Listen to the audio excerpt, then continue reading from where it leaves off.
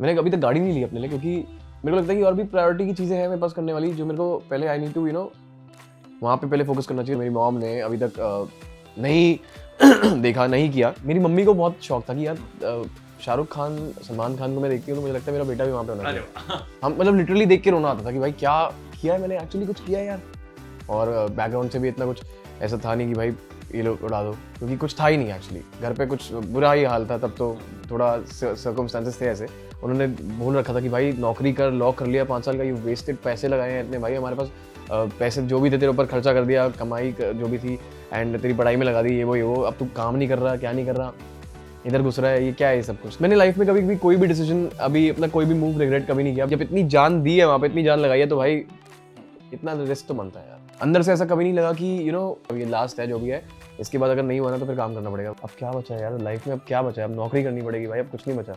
तो मम्मी ने बोला कि दिल्ली वापस आ जा। तब मैं वापस जब दिल्ली गया तो मुझे लगा कि यार शिट यार, अब तो मतलब मम्मी इज नॉट एक्सेप्टिंग मी।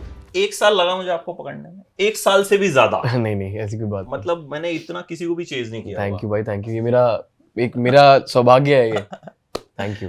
सो पहली तो बात, we really loved you in Bigg Boss Thank you OTT so much. And then in Bigg Boss. Thank you. हालांकि हमें मुलाकात करने में, बातचीत करने में बहुत टाइम लगा। सबसे पहले बताइए कैसे हैं आप, क्या चल रहा है आजकल? मैं बहुत बढ़िया हूँ एंड बहुत कुछ चल रहा है, बस मेहनत तो चल रही है, मेहनत करने बहुत ज़रूरी है। एंड मुझे लगता है कि सपने देखो, उसको, उस पर भरोसा करो और उस पर मेहनत करो, तो वो बहुत ज़रूरी है। वही चल रहा है and I love it genuinely. So yeah वो सब चल रहा है। तो अभी क्या कुछ आने वाला है, कुछ जो रिवील कर सके प्रतीक फैम के लिए? क्योंकि जैसे मैं, मुझे उनको पता चलेगा कि मैंने आपका इंटरव्यू किया है, तो I too have a connection with them. I know, I have seen that. मैंने ट्विटर पे बहुत देखा है and I love them. They're all like my heartbeat and my heart. And बस मैं इतना बोलूँगा कि मैं रिवील ही नहीं कर सकता अभी कुछ भी।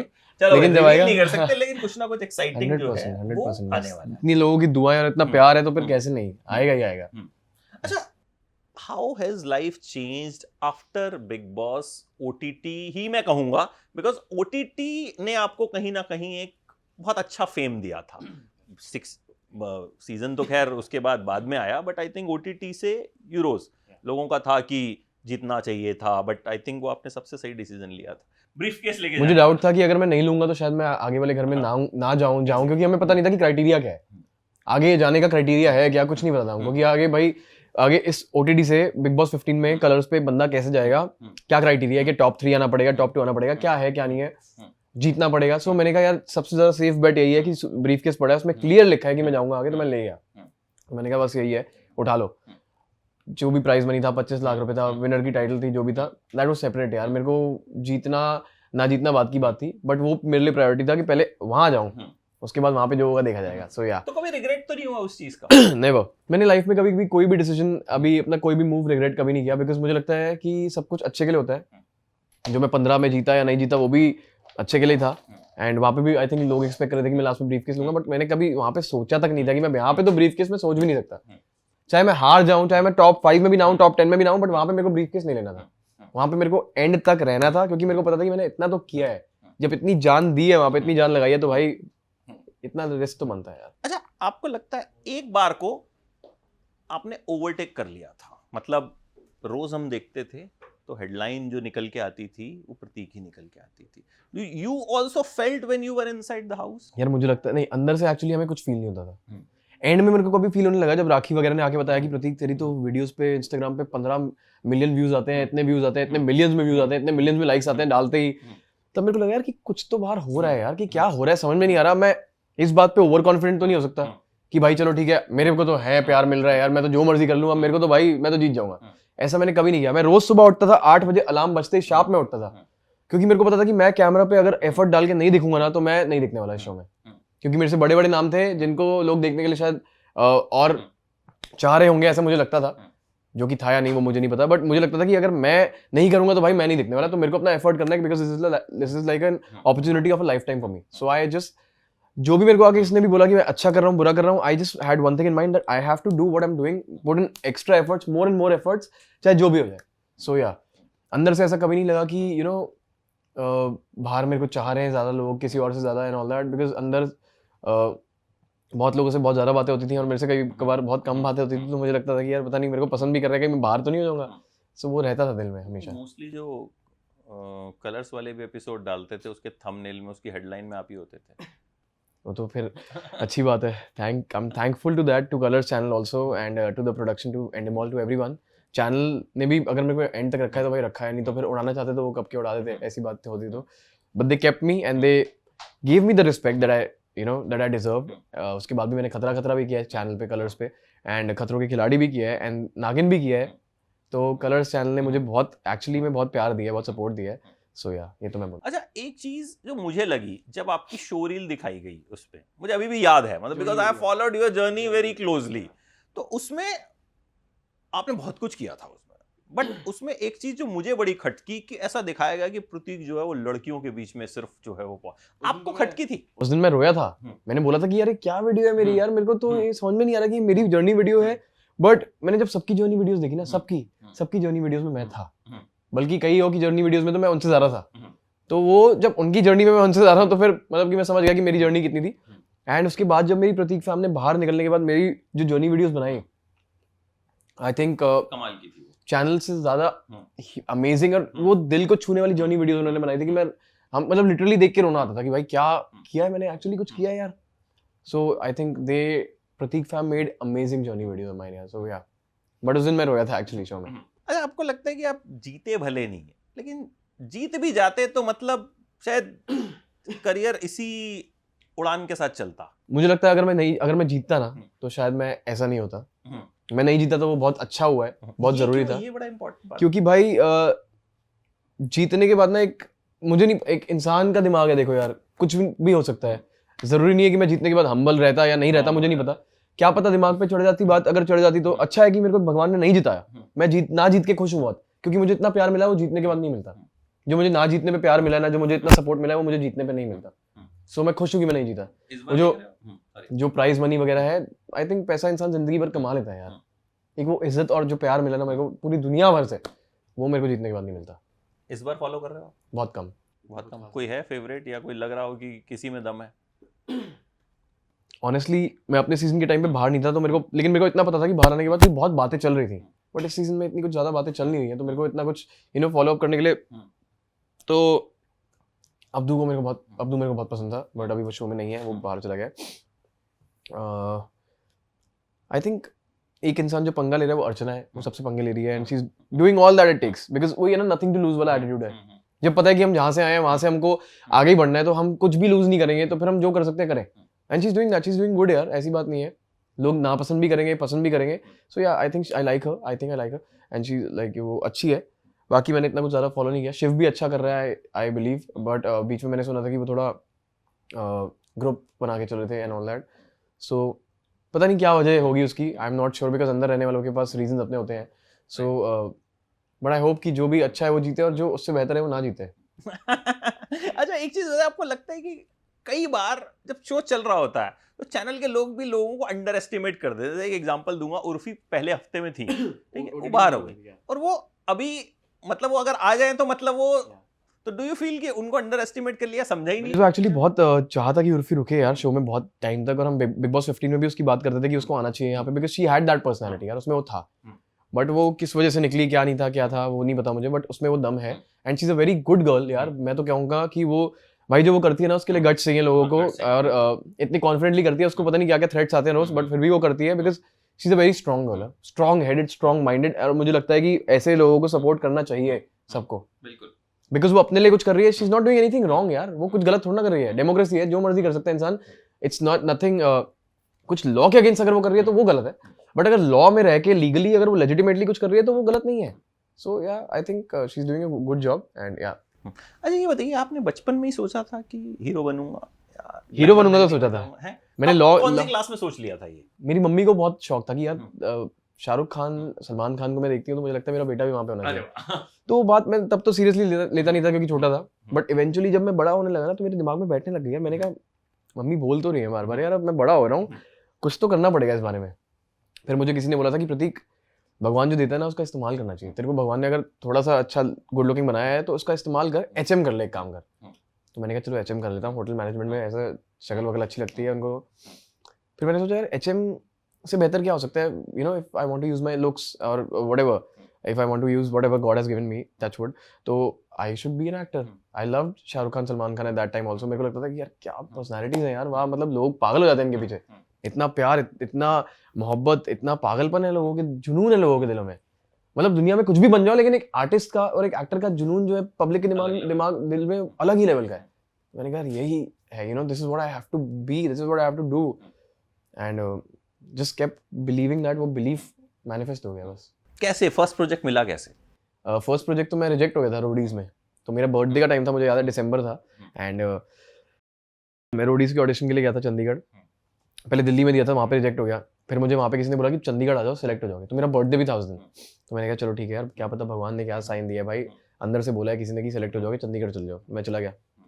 तो वहाँ पे गया तो घर वालों को बहुत हाथ पैर जोड़ के गया था कि भाई, मैं लॉ कर लिया था मैंने पूरा उस समय तक. तो उन्होंने मेरे को, मेरे सर पे वैसे भी उन्होंने बोल रखा था कि भाई नौकरी कर, लॉ कर लिया 5 साल का, यू वेस्टेड, पैसे लगाए हैं इतने भाई हमारे पास, पैसे जो भी थे तेरे ऊपर खर्चा कर दिया, कमाई जो भी थी, एंड तेरी पढ़ाई में लगा दी, ये वो, अब तू काम नहीं कर रहा, क्या नहीं कर रहा, इधर घुस रहा है, ये क्या है ये सब कुछ. तो बहुत प्रेशर था कि यार काम करना पड़ेगा भाई, अब ये लास्ट है जो भी है, इसके बाद अगर नहीं हुआ ना तो फिर काम करना पड़ेगा. वहाँ पे भी रिजेक्ट हो गया मैं अपने बर्थडे पे. तो मुझे याद है मैं अपने बर्थडे पे रिजेक्ट होकर घर आ रहा था और मेरे को लग रहा था कि अब क्या बचा है यार लाइफ में, अब क्या बचा है, अब नौकरी करनी पड़ेगी भाई, अब कुछ नहीं बचा, भाड़ में गया सब कुछ, अब जो भी है देखा जाएगा. बट अंदर बैक ऑफ माई हेड या बैक ऑफ माई हार्ट ना समथिंग आई हैड कि यार नहीं, कुछ तो और बड़ा है जो हो रहा है. उसके बाद फिर आई got a call for love school का ऑडिशन. वहाँ पे ऑडिशन दिया, वो सिलेक्ट हो गया. फिर उन्होंने बोला कि तू लॉक हो गया. लॉक हो गया, वहाँ पे गया. तो पहले दिन वहाँ पे भी सब ने मेरे को मतलब इतना कुछ भाव नहीं दिया, रिजेक्ट हो गया वहाँ पे शूट पे भी. तो मैंने कहा ये तो यहीं से घर चले जाऊँगा मैं. नेक्स्ट डे मैंने सबका दिल जीत लिया, मतलब ऐसा टास्क किया, ऐसा वो बस नंबर 1 पे आ गया था मैं, ऐसा लग रहा था. उसके बाद वो शो इतना सही हुआ और एयर होने के बाद और सही हो गया. People loved me for my you know comic timing and all that. They loved me and I did the tasks also very well. बस फिर चलते रहा एंड टच वुड, शुक्र है भगवान. बट लेकिन खुद को कब लगा कि हाँ अब मैं थोड़ा बहुत फेमस हो गया? लव स्कूल के बाद मैं फेमस हो गया था थोड़ा बहुत, लव स्कूल के बाद इतना भी नहीं. जैसे मैंने बोला था एक अपने पिछले इंटरव्यू में भी कि जब मैं लव स्कूल के बाद बॉम्बे आया था तो लव स्कूल में पैसे तो मिले नहीं हमको, और बैकग्राउंड से भी इतना कुछ ऐसा था नहीं कि भाई ये लोग उड़ा दो, क्योंकि कुछ था ही नहीं एक्चुअली. घर पे कुछ बुरा ही हाल था तब, तो थोड़ा सर्कमस्टांसेस थे ऐसे. तो जब मैं बॉम्बे आया तो मैं अपने एक फ्रेंड के घर पे रह रहा था. एंड 3-4 टाइम हम पीनट बटर और ब्रेड पे सर्वाइव करते थे. और मुझे लगता था कि यार पीनट बटर भी खाना पड़ेगा क्योंकि उसमें प्रोटीन होता है, बॉडी भी मेंटेन करनी है. क्या अगर एक्टर बनना है तो बॉडी मेंटेन करनी बहुत ज़रूरी है भाई, तो वो भी खाना पड़ेगा. लेकिन और कुछ खाने का अफोर्ड भी नहीं कर सकता. और फिर करूँ क्या? फिर मैं तब मेरी तबीयत ख़राब हो गई थी बहुत ज़्यादा. फिर मेरे को मम्मी ने बोला कि दिल्ली वापस आ जा, बिकॉज वहाँ पे कोई ध्यान रखने के लिए है नहीं. तब मैं वापस जब दिल्ली गया तो मुझे लगा कि यार शिट यार, अब तो मतलब Bombay is not accepting me, because खाने पीने के लिए भी कुछ है नहीं है, क्या पता. फिर तबीयत ख़राब हो गई, अब बॉम्बे से दिल्ली वापस आ गया हूँ, क्या करूँ, कैसे काम करूँ. फिर मुझे कॉल आया एस ऑफ स्पेस के लिए. फिर मैंने बिग बॉस का ऑडिशन दिया था पहले 12 का, तो उसमें मेरे नहीं हुआ था select. And then I got a call for ace of space, जो मैंने MTV पे किया था बाद में, विकास गुप्ता का. उसमें मेरे को बोला कि आ जाओ, तो मैंने कहा चलो ठीक है यार चले जाता हूँ. उसमें चला गया, उसमें भी अच्छा हो गया, टच वुड सब कुछ. एंड उसमें भी सेकंड आया था मैं. But people love me over there also, thank you so much Prateek fam. And उसके बाद फिर चलते रहा. बट वो ये कि चीज़ें रहती हैं, ऐसा नहीं होता कि अभी सब कुछ है यार. अभी शायद सब कुछ है टच वुड, बट फेमस होने के बाद भी ज़रूरी नहीं है कि फेमस अगर तुम हो गए तो तुम्हारे पास सब कुछ आ गया है. मैंने अभी तक गाड़ी नहीं ली अपने लिए, क्योंकि मेरे को लगता है कि और भी प्रायोरिटी की चीज़ें हैं मेरे पास करने वाली, जो मेरे को पहले आई नीड टू वहाँ पे पहले फोकस करना चाहिए. लोग मेरे से पूछते हैं भाई गाड़ी क्यों नहीं लेते, गाड़ी मैं ले सकता हूँ, बट मेरे को लगता है कि इससे ज़्यादा ज़रूरी चीज़ें हैं मेरी लाइफ में, जो मेरी फैमिली ने, जो मेरी मॉम ने अभी तक नहीं देखा, नहीं किया. पहले मेरी प्रायोरिटी वो है, पहले वो करना मेरे लिए ज़रूरी है. पहले जब वो लिस्ट टेक हो जाएगी ना, तो फिर मैं उसके बाद अपने ऊपर फोकस कर सकता हूँ कि अपने लिए जो मैं अपने सेल्फिशली चीज़ें ले सकता हूँ. तो यार बस वो चीज़ है. मम्मी सबसे ज्यादा कौन से शो के बाद खुश हुई थी कि हाँ अब बेटा जो है मतलब कुछ तू कर लेता? मम्मी तो हर शो के बाद खुश होती है यार एक्चुअली. मम्मी को तो इसमें ही खुशी थी कि भाई दिल्ली का एक लड़का जो लॉ करके बहुत सारे लोगों की क्या कहते हैं, बिना किसी सपोर्ट के at all in the industry यहाँ तक पहुँच गया. अगर यहाँ तक, तो यही बहुत बड़ी बात है यार. And she has been like all support and all love for me यार. She is prayed day and night for me. और उनकी प्रेयर्स जो है ना, वो ही है जो टचवुड में यहाँ तक पहुँचा हूँ, बिकॉज उसके बिना तो मैं कहीं का नहीं हूँ. सिस्टर ने भी एक बहुत प्रेरणा ने भी बहुत सपोर्ट किया. प्रेरणा ने, मुझे याद है जब when I was in school college, तो वो she used to work, because उसने कॉलेज लेट ज्वाइन किया, बिकॉज घर पे situation was like that. And तो Prerna had to start working early. And मैं जो भी चाहता था वो मेरे को देती थी. ऐसा नहीं था कि मेरी बहुत डिमांड्स थी, बट जो भी थोड़ा बहुत भी अगर मेरे को चाहिए होता था ना, तो वो she used to make sure that she gets it for me. So yeah they all supported me, and फिर अब मेरा बनता है कि उनको सब कुछ सपोर्ट करना. अच्छा, प्रपोजल कौन से शो के बाद सबसे ज्यादा एलिवेट हुए? लड़कियों के? लड़कियों के किस शो के बाद एलिवेट हुए? तो पहले मुझे याद है जब मैं बिग बॉस की बात है या किसी शो की बात है, जब मैं दिल्ली गया था करने के बाद पहली बार बहुत टाइम बाद, तो मेरे घर के सामने पार्क है दिल्ली में, तो वहाँ पे लड़कियाँ आके छोटी छोटी बच्चियाँ, छोटी छोटी पता नहीं कितने साल की थी, 20-21 साल की होंगी, आके बैठ जाती थी और नानी वहाँ से चिल्ला चिल्ला के बोलती थी हमको आपके घर की बहू बना लो. मेरी नानी को अभी तक याद है, मेरे को बोलती है कि क्या. तो वो ऑब्वियसली यार अच्छी लगती है. I love attention, I am attention, मैं तो फ्रीक हूँ, attention freak. I love attention.